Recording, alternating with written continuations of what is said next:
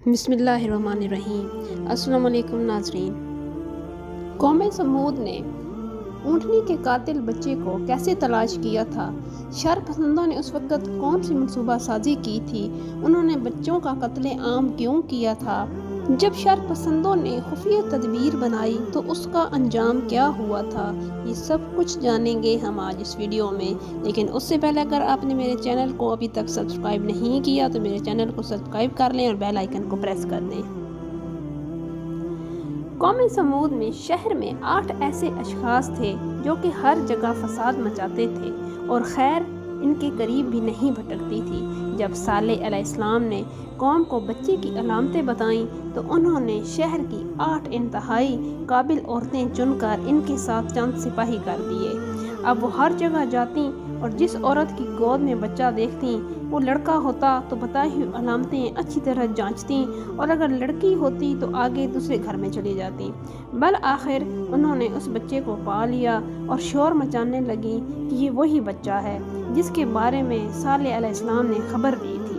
جب سپاہیوں نے چاہا کہ اس بچے کو اپنے ساتھ لے چلیں تو اس کے عزیز و اقارب درمیان میں آ گئے اور انہوں نے بچے کو نہیں جانے دیا۔ یہ لڑکا تمام بچوں سے زیادہ شریر تھا، جوانی کی منزلیں اتنی جلدی سے طے کر رہا تھا کہ ایک دن میں اتنا بڑا ہوتا جتنا کہ عام بچے ایک ہفتے میں ہوتے ہیں، اور وہ ایک ہفتے میں اتنا بڑا ہوتا جتنے کہ دوسرے بچے ایک ماہ میں بڑے ہوتے ہیں، اور وہ ایک ماہ میں اتنا بڑا ہوتا تھا جتنا کہ دوسرے بچے ایک سال میں بڑے ہوتے تھے۔ جب یہ بچہ نوجوان ہو گیا تو زمین میں شر اور فساد مچانے والے 8 اشخاص نے فیصلہ کیا کہ ہم اس بچے کو بھی اپنے ساتھ ملا کر کام کریں گے، کیونکہ اس بچے کا ایک مرتبہ ہے اور ایک اپنی منزلت ہے جو اس کو اس کے آباء و اجداد سے وراثت میں ملا ہے۔ اب یہ کل 9 تھے۔ صالح علیہ السلام اس بستی میں نہیں سوتے تھے بلکہ وہ رات کے وقت بستی سے باہر مسجد صالح میں آرام فرماتے تھے۔ صبح کے وقت بستی میں آتے تھے اور اپنی قوم کو واعظ و نصیحت کرتے تھے اور رات کو دوبارہ اسی مسجد میں جا کر آرام فرماتے تھے۔ ابن جریر سے روایت ہے کہ جب صالح علیہ السلام نے قوم کو کہا کہ تم میں سے ایک بچہ پیدا ہوگا جو اس اونٹنی کو ذبح کرے گا، تو پوری قوم نے آپ سے پوچھا کہ آپ ہمیں اس لڑکے کے بارے میں کیا حکم دیتے ہیں؟ تو آپ نے فرمایا کہ میں تمہیں قتل کا حکم دیتا ہوں۔ اب سمود نے تمام بچے قتل کرنا شروع کر دیے، صرف ایک بچے کو چھوڑ دیا، اور یہ وہی بچہ تھا جس کا حضرت صالح علیہ السلام نے حکم دیا تھا۔ یہ بچہ بہت جلدی جوان ہوا تھا۔ جب قوم نے اس بچے کی جوانی دیکھی تو آپس میں ایک دوسرے کو کہنے لگے کہ اگر صالح علیہ السلام تمہیں بچوں کے قتل کا حکم نہ دیتے تو تمام بچے اس طرح جوان ہو جاتے، اسی نے تمہیں بچوں کے قتل پر ابھارا ہے۔ اب قوم سمود نے ایک منصوبہ طے کیا کہ ہم میں سے چند لوگ سفر کے بہانے اعلانیہ شہر سے باہر نکلیں گے اور رات کو دوبارہ خفیہ طور پر شہر میں داخل ہو کر صالح کو ان کی مسجد میں قتل کر دیں گے، اور لوگ ہمارے بارے میں یہ گمان کریں گے، لوگ یہ سمجھیں گے کہ ہم تو سفر پر ہیں اور ہم پر شک بھی نہیں کیا جائے گا۔ چنانچہ وہ تمام لوگ رات کے وقت ایک پتھر کے نیچے چھپ کر بیٹھ گئے تاکہ صالح علیہ السلام کو قتل کیا جا سکے، لیکن اللہ تعالیٰ کے حکم سے وہ پتھر ان کے اوپر ہی آ کے گر گیا اور سب کو وہیں پر کچل دیا۔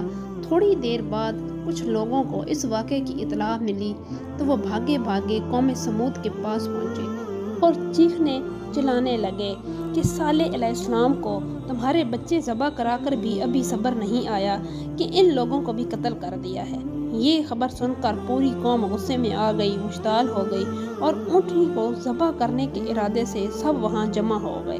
ان سب لوگوں نے اونٹنی پر حملہ کر دیا لیکن عاشر کا بیٹا ان میں شامل نہیں ہوا۔ ابو جعفر حدیث رسول اللہ صلی اللہ علیہ وسلم سے مزید بیان کرتے ہیں کہ قوم سمود نے صالح علیہ السلام کو دھوکہ دینا چاہا اور وہ لوگ ایک نہر کے کنارے جمع ہو گئے جو کہ صالح کے راستے میں پڑتی تھی۔ ان میں سے 8 آدمی وہاں چھپ گئے تاکہ جیسے ہی صالح علیہ السلام اس راستے سے گزریں تو وہ انہیں قتل کر دیں۔ اس وقت اللہ تعالیٰ نے زمین کو بالکل سیدھی ہو جانے کا حکم دیا۔ اب یہ سب لوگ جمع ہو کر اونٹنی کو ذبح کرنے کے لیے چلے۔ اونٹنی حوض کے قریب کھڑی تھی۔ ان میں سے ایک بدبخت شخص نے ایک آدمی کو پکارا کہ تو آ اور اسے ذبح کر۔ وہ شخص آگے بڑھا اور جب اس نے دیکھا کہ یہ کام اس کی طاقت سے باہر ہے تو واپس چلا گیا، اور اسی طرح بہت سے آدمی آگے بڑھے اور واپس لوٹ آئے۔ آخر میں وہی بدبخت شخص آگے بڑھا جو پہلے لوگوں کو اونٹنی ذبح کرنے کی دعوت دے رہا تھا اور اونٹنی کو ذبح کر ڈالا۔ انہی میں ایک شخص صالح علیہ السلام کے پاس آیا اور کہا، میں نے دیکھا ہے کہ اونٹنی کو ذبح کر دیا گیا ہے۔ صالح علیہ السلام اسی وقت وہاں پہنچے تو قوم والے آپ سے معذرت کرنے لگے کہ اے اللہ کے نبی، ہم نے اسے ذبح نہیں کیا بلکہ فلاں شخص نے اسے ذبح کیا ہے، اس کام میں ہمارا کوئی جرم نہیں ہے۔ معزز ناظرین، قوم سمود کے مزید حالات میری آئندہ کی ویڈیوز میں ملاحظہ کیجیے گا۔ انشاءاللہ ملتے ہیں اگلی ویڈیو میں، تب تک کے لیے اللہ حافظ۔